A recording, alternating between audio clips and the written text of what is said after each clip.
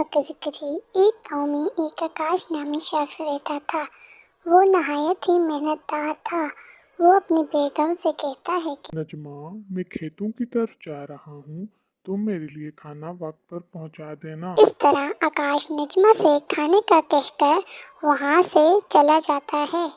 आकाश के जाते ही नजमा सोच में पड़ जाती है कि वो आकाश के लिए खाने में क्या बनाए।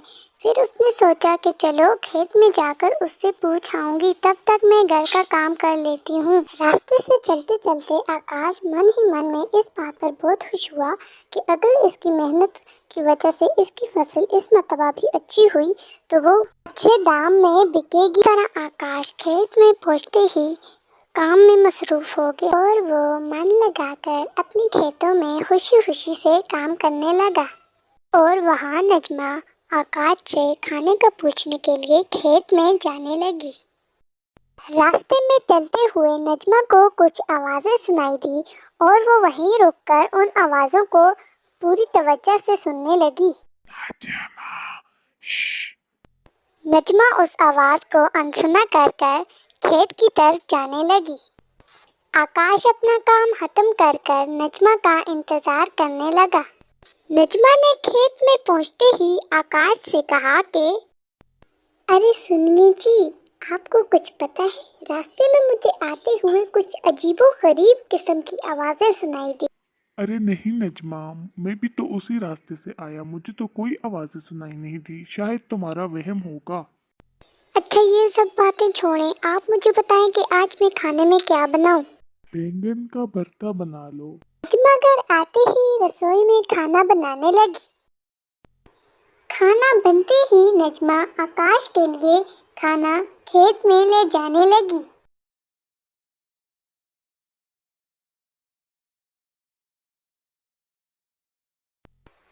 इस तरह नजमा खाना लेकर खेत में पहुंच गई और इन दोनों ने खाना खाया। और खाना खाने के बाद आकाश ने नजमा से कहा कि मैं खाद लाने के लिए बाजार जा रहा हूँ और 2 दिन बाद वापस आ जाऊंगा। आकाश बाजार में जाते ही जरूरत का सामान खरीदने लगा।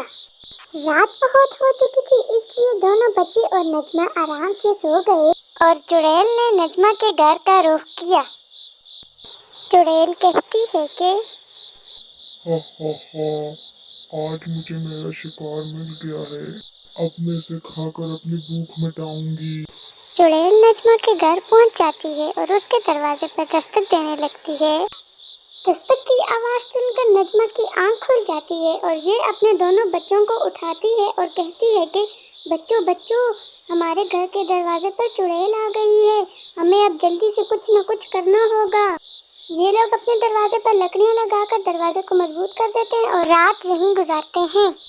2 दिन तक चुड़ैल का ये सिलसिला जारी रहा, इसलिए अगले दिन ही नजमा अपने दोनों बच्चों को लेकर किसी तांत्रिक के पास जाने लगी। गुफा में पहुंचते ही नजमा ने सारी बात तांत्रिक को बताई और तांत्रिक ने वहीं बैठकर चुड़ैल को बुलाना शुरू कर दिया। चुड़ैल जैसे ही तांत्रिक के सामने आई तो तांत्रिक ने दम पड़ना शुरू कर दिया, जिससे चुड़ैल को बहुत गुस्सा आया, मगर तांत्रिक ने हार नहीं मानी।